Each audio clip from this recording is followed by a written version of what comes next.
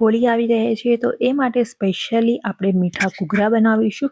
જો તમને ઘૂઘરાની કિનારી છે એ બરાબર પેક કરતા નથી આવડતી તો તમે આ રીતે પણ બનાવી શકો છો. એકદમ ઇઝી રીત છે, એકદમ ક્રિસ્પી અને એકદમ સરસ તમારા ઘૂઘરા બનશે.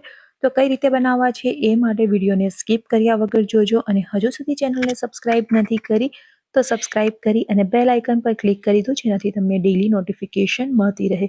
ઘૂઘરા બનાવવા માટે સૌથી પહેલાં મેં અહીંયા અડધો કપ જેટલો મેંદાનો લોટ લીધો છે. 2 ચમચી ઘી એડ કરી અને બરાબર રીતે મિક્સ કરી લેવાનું છે. જ્યારે પણ આપણે ઘૂઘરા બનાવીએ ત્યારે એમની અંદર ઘી આપણે એકદમ બરાબર રીતે એડ કરીશું તો એકદમ સરસ અને ક્રિસ્પી આપણા ઘૂઘરા બનશે. તો હાથની મદદથી આપણે એક વખત ચેક કરી લઈશું કે ઘી આપણે જે એડ કર્યું છે એ એકદમ પરફેક્ટ છે કે નહીં. તો આ રીતે આપણે મુઠ્ઠી વાળીશું અને એકદમ સરસ ક્રમ્બલી આપણો લોટ તૈયાર થશે. તો એકદમ પરફેક્ટ માપ છે. હવે થોડું થોડું પાણી એડ કરતા જઈ અને લોટ તૈયાર કરવાનો છે. જ્યારે પણ ઘૂઘરાનો લોટ તૈયાર કરો ત્યારે થોડો આપણે ટાઈટ લોટ રાખવાનો છે. જો એકદમ સોફ્ટ લોટ હશે તો આપણા ઘૂઘરા ક્રિસ્પી નહીં બને, એટલા માટે થોડો ટાઈટ લોટ રાખીશું. અને આ રીતે જ થોડું થોડું પાણી એડ કરતા જઈ અને લોટ તૈયાર કરવાનો છે. આ ઘૂઘરાને તમે 10 થી 15 દિવસ સુધી સ્ટોર કરી અને રાખી શકો છો. દિવાળી હોય કે હોળી, તમે આ ઘૂઘરાને બનાવી અને એન્જોય કરી શકો છો. અહીંયા આપણો ડો તૈયાર થઈ ગયો છે. હવે એને લગભગ 30 મિનિટ માટે આપણે રેસ્ટ કરવા મૂકી દઈશું. તો ઓછામાં ઓછો 30 મિનિટ રેસ્ટ કરવાનો છે. જો તમારી પાસે વધારે સમય હોય તો થોડો વધારે પણ રેસ્ટ કરી શકો છો. એક પેનમાં આપણે 2 ચમચી ઘી લઈ લઈશું અને 1/4 કપ જેટલો રવો લીધો છે. રવાને એકદમ સરસ રીતે રોસ્ટ કરી લેવાનો છે. તો ઝીણો રવો મેં અહીંયા લીધો છે. જો તમારી પાસે ઝીણો રવો ના હોય તો મિક્સર જારની અંદર તમારે થોડો ક્રશ કરી લેવાનો છે.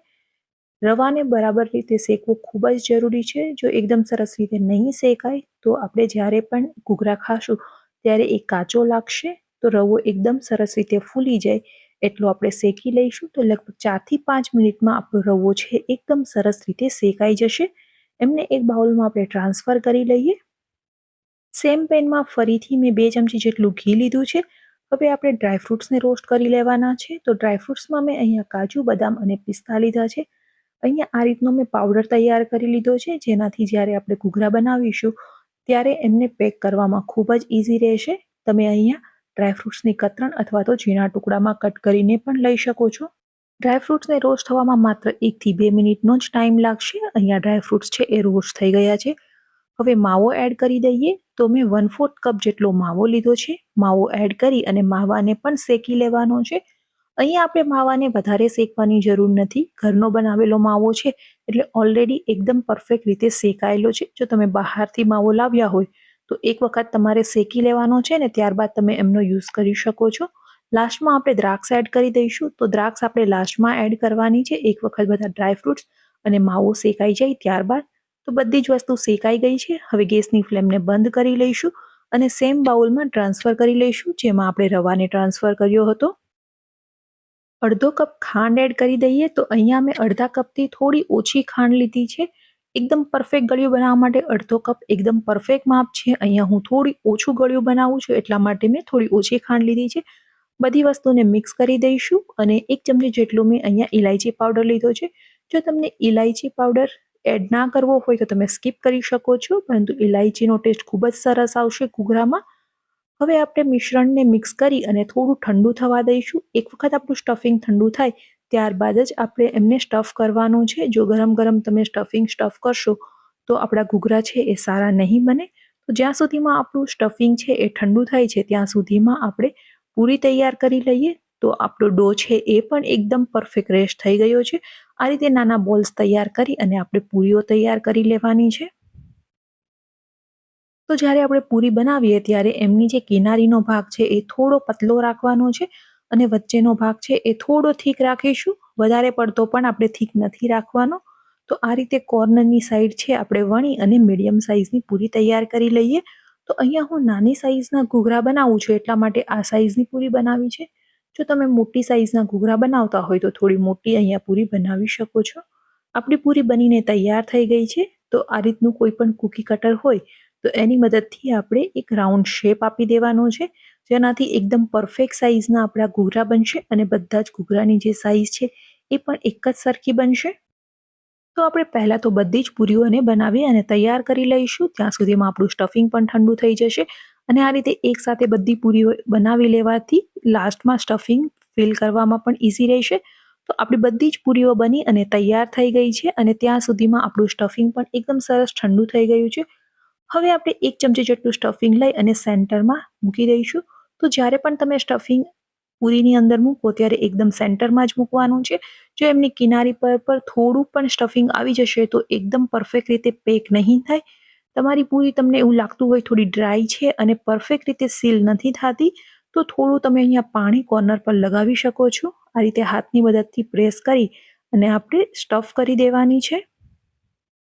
તો આ રીતે તમે જોઈ શકો એ રીતે આપણું જે સ્ટફિંગ છે એને થોડું અંદરની સાઈડ પ્રેસ કરી અને સીલ કરી દઈશું. તો આ રીતે સીલ કરતી વખતે ખાસ ધ્યાન રાખવાનું છે, ખુલે નહીં એ વાતનું. તમે આ રીતે પણ ડાયરેક્ટલી ઘૂઘરાને તળી શકો છો અથવા તો આ રીતે ફોકની મદદથી થોડી ડિઝાઇન આપી શકો છો. તમારી પાસે ઘૂઘરાનો જો મોલ્ડ હોય તો તમે એમાં પણ એકદમ ઇઝી રીતે બનાવી શકો છો. તો આ રીતે ફોકની મદદથી થોડું પ્રેસ કરી દઈશું. આ રીતે પ્રેસ કરવાથી જ્યારે આપણે ફ્રાય કરીશું ત્યારે આપણા ઘૂઘરા છે એ તેલની અંદર ખુલશે પણ નહીં. હવે થોડી વધારે ડિઝાઇન આપવા માટે હું 1 ચમચીનો જે પાછળનો ભાગ છે એનાથી આ રીતે થોડું પ્રેસ કરી દઈશું. ખૂબ જ સરસ ડિઝાઇન આવી જશે. ટ્રેડિશનલી જે ઘૂઘરા બને છે એ રીતે તમને બનાવતા ના આવડતા હોય તો પણ તમે આ રીતે બનાવી શકો છો. દેખાવમાં ખૂબ જ સરસ લાગે છે અને ટેસ્ટમાં પણ ખૂબ જ સરસ બનશે. તો આ રીતે આપણે બધા જ ઘૂઘરાને બનાવી લઈશું અને સાથે સાથે મેં તેલ ગરમ કરવા માટે પણ મૂકી દીધું છે. અહીંયા એકદમ પરફેક્ટ રીતે તમારે પ્રેસ કરવું જરૂરી છે, નહીં મારી જેમ તમારા ઘૂઘરા છે એ પણ ડિઝાઇન નહીં પરફેક્ટ બને. તો આ રીતે ફરીથી મેં એકવાર થોડું પ્રેસ કરી અને ડિઝાઇનને પરફેક્ટ બનાવી લીધી છે. તો આ રીતના આપણે બધા જ ઘૂઘરાને તૈયાર કરી લઈશું. તો જોઈ શકો છો કે આપણા ઘૂઘરા બનીને તૈયાર થઈ ગયા છે અને ડિઝાઇન પણ એકદમ સરસ લાગે છે. મીડિયમ ગરમ તેલમાં આપણે ઘૂઘરાને ફ્રાય કરી લેવાના છે અને ગેસની ફ્લેમને પણ મીડિયમ રાખવાની છે. જો હાઈ ફ્લેમ પર તમે ફ્રાય કરશો તો ઘૂઘરા છે એ ફ્રાય તો થઈ જશે પરંતુ ક્રિસ્પી નહીં બને. એટલા માટે મીડિયમ ફ્લેમ પર જ આપણે આ રીતના એકદમ સરસ રીતે ગોલ્ડન બ્રાઉન કલરના થાય ત્યાં સુધી ફ્રાય કરી લઈશું. એક બેચ આપણી ફ્રાય થઈ ગઈ છે. સેમ પ્રોસેસથી આપણે બાકીના બધા જ ઘૂઘરાને ફ્રાય કરી લઈએ. તો આ હોળી પર એક વખત જરૂરથી માવા ઘૂઘરાને ટ્રાય કરજો અને આ રેસીપી કેવી લાગી કમેન્ટ કરીને જરૂરથી બતાવજો. હજુ સુધી ચેનલ સબસ્ક્રાઇબ નથી કરી તો સબસ્ક્રાઇબ કરી અને બેલ આઇકન પર ક્લિક કરી દો જેનાથી તમને ડેઇલી નોટિફિકેશન મળતી રહે.